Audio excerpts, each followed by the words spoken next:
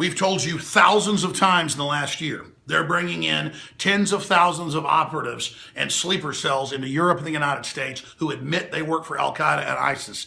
We've already seen all these jihad attacks like San Bernardino and what happened at Fort Hood, and they get covered up and the media says they're not terrorism.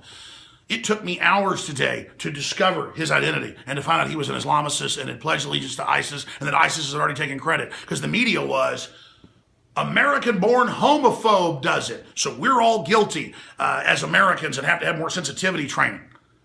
The left makes themselves the victims of what they've brought in. They bring these jihadis in our face, and they allow them to attack us. And this guy went out and got his gun legally with the whole background check and a license and everything.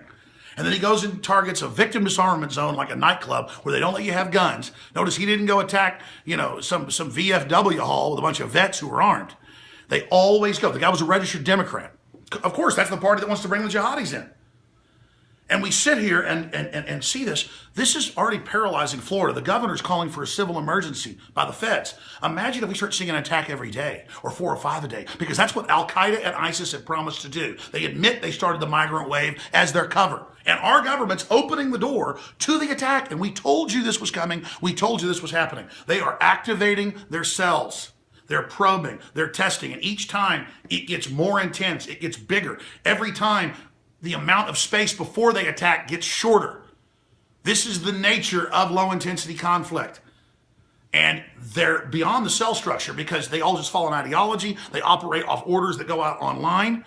Al-Qaeda said they were going to hit Florida. ISIS said they were going to hit Florida last week. They just hit it. Now they're calling for hitting thousands of targets. One of those targets is going to be on the air today in studio, Tim Kennedy, Green Beret, Delta, you name it. He's going to be breaking all this down today, and that's all I can say. He'll say what he can say when he's in studio today, 4 to 6 p.m., Infowars.com/show. Now, let's go right here and look at this, how it's like merged with a whole gang culture, too, all thugged out.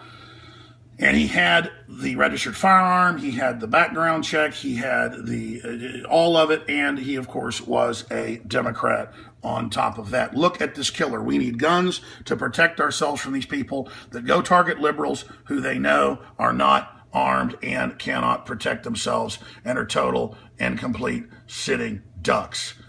Now, here's the Tim Kennedy article that broke after he was on my show. FBI investigating ISIS threats against UFC fighter Green Beret Tim Kennedy. And so we've got a guy that has fought these people for 15 years in special forces. One of the most, reportedly, he's beyond Chris Kyle from folks that know on the inside. Just amazing. One of the top soldiers ever, in my view. And he's going to be joining us to break all this down. But ISIS said they would do this 3 days ago. Warn everybody you know, folks, don't let them use these terror attacks in Europe and the U.S. to take our liberties. Point out the very government that's power grabbing and out of control is the culprit of actually bringing this threat in. It's 2 + 2 = 4. It's total common sense. Infowars.com/show. I'll see you live today, 4 p.m. Central Standard Time. Please spread the word.